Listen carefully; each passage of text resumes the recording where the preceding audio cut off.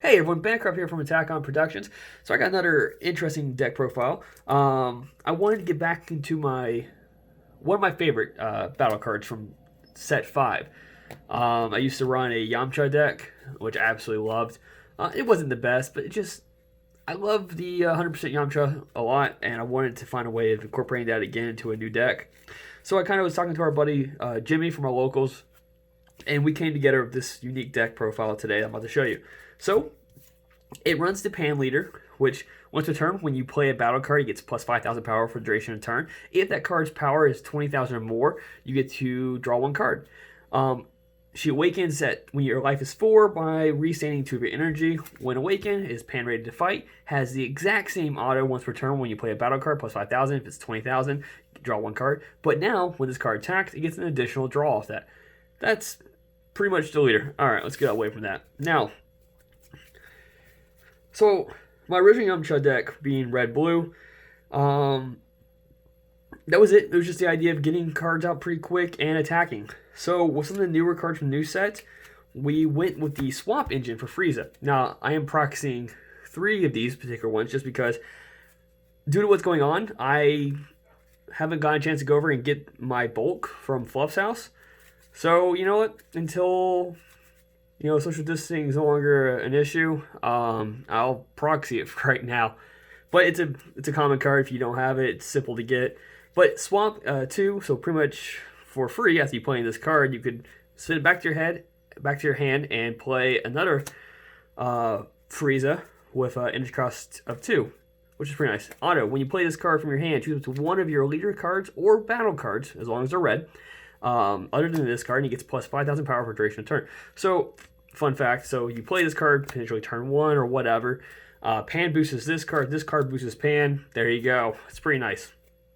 Now, the swap targets, I play 3 of the Clan Commander Friezas, which, when you play this card, look at the top 5 cards of your deck, choose up to one red or blue Frieza's Clan card among them, add it to your hand to shuffle your deck. So it's a nice way of pulling cards to my hand that I need. The other option I have is the Mecha Frieza, which is the Energy Exhaust Frieza, where if you already have a red-blue energy, you get to negate the Energy Exhaust, or when you play this card, when this card attacks, choose up to one of your opponent's leader cards or battle cards, gets minus 5,000 power for duration of battle. So it's a nice little card you swing. It makes your opponent have to combo more if they want to keep the said card or not take the damage from life. Now, obviously, from set 9, we also play the Unending Onslaught. This one's a pretty nice one to play, mainly because I can go into that one from the 1-drop, swing of him, then swing of my leader, activate battle to bring this card back to my hand, to play this card, and then I can swing this card afterwards, which is pretty nice. And then it brings back a Frieza back to my hand, so that way, like if I bring back the Checklands one, I can turn around and charge it next turn if I need it. So it's pretty nice. The other effect that this Frieza card has is that choose one card in your hand and place it into your drop area. When you play this card, choose up to one red or blue Frieza's Clan card in your drop area with an energy cost of 5 or less, and add it to your hand. So, with that being said, I don't play the 5-drop Frieza, but instead I play the 5-drop Cooler. And it's another quick way of bringing out a battle card for potentially 1 energy because it's a red. And when this card is played, your opponent places the top card of their deck into their drop area. Then choose up to 2 of their. I can choose up 2 of my opponent's battle cards, ignoring barrier, and they get minus 10,000 power for a duration of turn. So it's nice little potential defense on my side, and if I happen to use it on my opponent's turn when they're attacking me with a battle card, I still get the Pan's draw effect because it boosts him by 5,000, and I get the draw off that, which is pretty nice. Now, let's go back to this 3-drop real quick.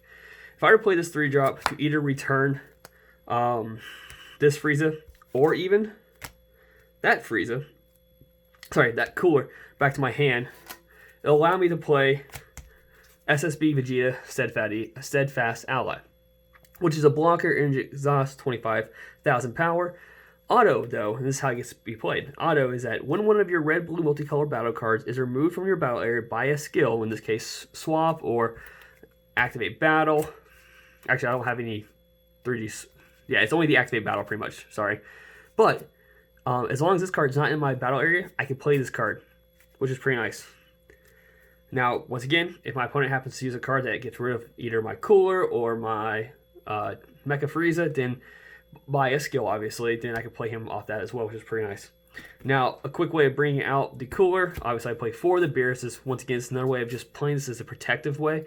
I don't mind burning out energy because then I can just turn around and use this card to restand a red-blue card and help me out for later down the road. Now let's get into the stuff that I actually enjoyed back from my Yamcha days. Play 3 Intensifying Power Trunks. Pretty much when this card attacks, take 1 life, give it plus 10,000 power and crit for a duration of turn, which is pretty nice. We obviously play the chain attack Trunks on top of that, which pretty much my targets you've already seen.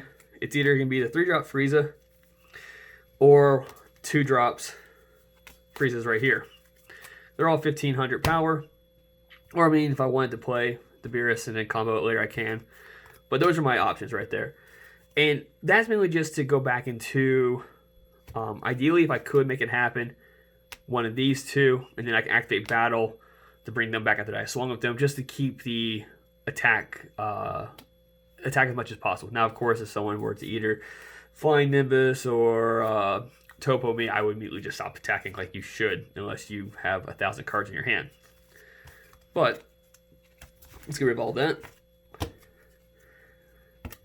I play 4 of the Yamchas at 100%. If you're not familiar with this card, pretty much activate main once per turn. Burst 5 cards, so you just remove the 5 cards, take the top 5 cards from your deck, put them to your drop area. When you do this, as long as your leader is red Earthling, for the duration of the turn, this card gets plus 6,000 power and can't have its attacks negated. And deals 2 damage to your opponent's life when it KOs an opponent's battle card. So ideally, play him. If I can make it happen on turn 3 where I can also awaken, get 2 of my energy back, so play him first, then awaken leader. That works out. Or this is my turn 4 play. You play Yamcha, you activate its effect. If your opponent doesn't have anything that's in rest mode, I play 2 3-star balls just to make sure I can get an attack off. Also, it allows me to get a draw, which is pretty nice. But if they have a card that's in rest mode, I would swing with Yamcha. Then I would turn around